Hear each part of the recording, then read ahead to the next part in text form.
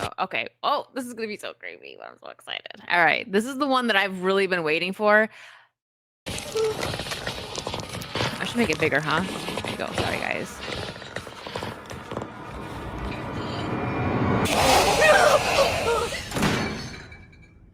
Here we go. All right. The Rhodes Hill Chronic Care Centre, and stars our latest protagonist, Grace Ashcroft, who creeps through the dimly lit and suitably spooky setting, armed only with a lighter and glass bottles. While I expect that combat will be a part of the full game, there were no firearms to be seen in this demo, so there's an inherent emphasis on caution while creeping around the clinic's handful of rooms and single long connecting. This feels like a callback to the original, like, you know, Resident Evil. I like the vibes of this so far. And they showed like a couple little like clips before Gamescom, but this feels like original Resident Evil minus the characters. You know, we don't got Jill or Leon or anybody, but And if you think that sounds like an incredibly small location to explore, well, you're right. My sample of Requiem lacked any real kind of exploration and was largely a task of collecting item A to open item B, which allowed you to get item C and so forth.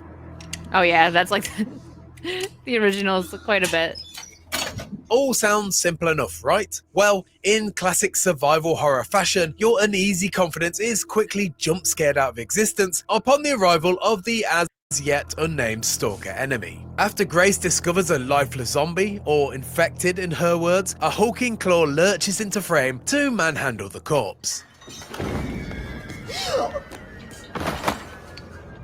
The camera lifts just as the creature plunges its teeth into the zombie's skull, both demonstrating the beast's sheer mass and how it has little consideration for the iconic fodder of the series. This new stalker is Lady D tall, with the frame of Resident Evil's Lisa Trevor and the vice-like jaw of a Wendigo. She has bulbous eyes, claws for hands, and a Quasimodo-like posture. Once unleashed, this stalker, like its recent relatives, is persistent, promptly reacting to the sounds, sights, and smells of Grace. Guys, I'm so freaking excited for this game. And like her xenomorph stalker cousin from Alien Isolation, this monstrosity can, and will, travel above you through the ceiling space, dropping down as quickly as it can scarp her up. Basically, she's relentless and that's how it looks when I'm next to all my friends. Like, oh, look at that X-Wing, brother, he's one of them, he's tall. That's how I look next to my pretty much every guy friend I know. Hello, Grace smells, she looks like she probably could use a shower or some deodorant. But A2 is because you have good taste. Leon, hello. Can easily outmaneuver you.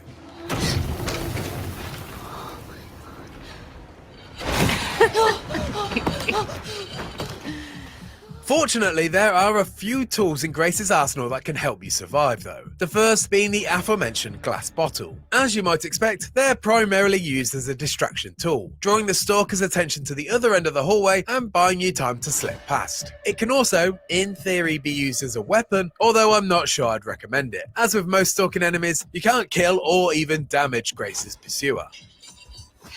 Really? Perhaps Grace's most valuable weapon though, as you might have gathered by now, is sneaking.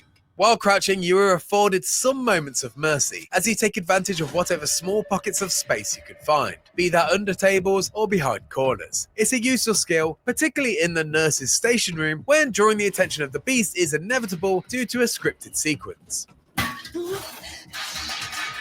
It does, however, only buy you a moment to slip by, and even when you reach a safer spot, flicking open your lighter to illuminate the darkness will draw the stalker's attention back to you. Creep as much as you wish, but your pursuer is always hot on your heels, no matter how carefully you tread.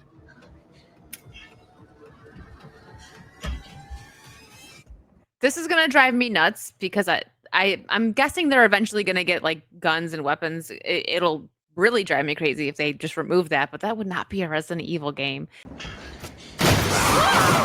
Interestingly, this new enemy type does have an Achilles heel though, light. or, more specifically, the bright white light of a room's ceiling lamp. The tiny flame from the lighter in Grace's hand didn't appear to make any difference. When chasing Grace into a well-lit room, the monster's skin visibly burns, causing her to scream and then retreat. Not only does this put some of the power back into your hands, but it's also a nice interpretation of the rules of Resident Evil's safe rooms. If you've ever seen Mr. X's bizarre backpedaling when confronted with a safe room, you'll know this change is a welcome one. Oh my gosh, Mr. X, the freaking Kool-Aid man. At first, he scared the crap out of me. Then I was just like, can you go away? I was like, come on, chill.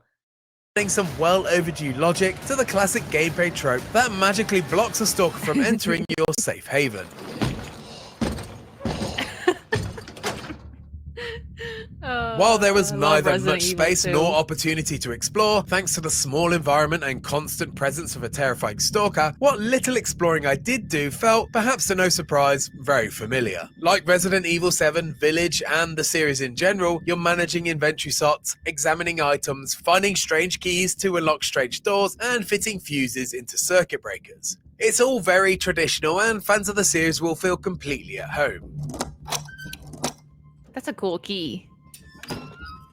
The first-person perspective of the more recent mainline games also remains, and at the suggestion of both the developer and myself, it's the optimal way to play a horror sequence like this one. However, following in line with the upgrade Capcom provided Resident Evil Village, you can also play Resident Evil Requiem from the classic third-person perspective.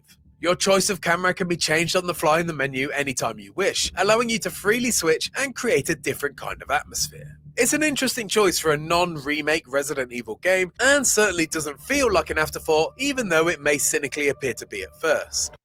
Yeah, I agree. Actually, that's what I said. I know like it does, there's definitely some comparisons with 7, but this, I feel like this is a callback to Resident Evil 2, and that's my favorite Resident Evil game. So I'm hyped. At first, I was like, come on, why don't they have Leon or Claire or Jill? But I understand, like, so I forgot what I watched. Someone explained it. It was a video or something or article I read, don't remember.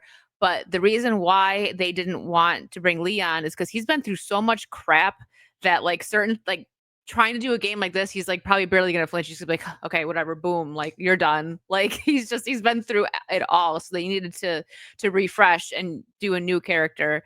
So I understand that. So I'm not mad anymore, even though I really, really would love to see some more Leon. But maybe we'll get him back. Maybe he'll do a cameo or something. In a way that perhaps only a AAA budget game can, both viewpoints are extremely well designed, with moments tailored for each experience to maximize the player's fear. In first person, the stalker looms larger and feels significantly more imposing, with the restricted field of vision allowing for scripted scares to have more impact. During the demo, you're forced to make some noise by moving a cart across the room to create a step to reach your next item of importance. With the more focused first-person viewpoint, mid-action you're treated to a giant, claw-shaped signifier of the beast's impending arrival scraping past the window. It's a panic-inducing moment, and one that loses its power when your hyper-specific point of view is opened up wide by a third-person camera. Oh. It's clear, though, that Capcom is aware of this, and has made effort to maintain its scares despite your viewing preference. And in that short gameplay slice, that ethos was perfectly demonstrated. In first person, just after the stalker's introduction, you simply turn around to smoothly run down a hallway as fast as you can, leaving the stalker in your wake. And it's only the sounds of her shambling that follow that remind you that you're actually in danger. In third person, however, perspective-specific animations have great stumble and fall, building up the tension to make up for the reduced level of threat produced by the wider, vision-granting perspective. It's a lovely touch, and something I'm hoping to see a ton more of in the full game, hopefully providing ample amounts of horror despite your perspective preference. Hey! Help! My short playtime was such a small sample size of Resident Evil Requiem that it's very hard at this early stage to know whether ninth entry in the mainline series will fit in comparison to its predecessors. And that's assuming that this scenario in the demo will even feature in the full game at all. There's a distinct possibility of this just being a bespoke demo, Ian. Something that Capcom has prior experience in with Resident Evil 7's beginning hour. But even if this is just a tonal example, it's very hard to not be excited for what horrors Resident Evil Requiem has in store for us when this unstoppable beast arrives in 2026. Yeah, she's creepy.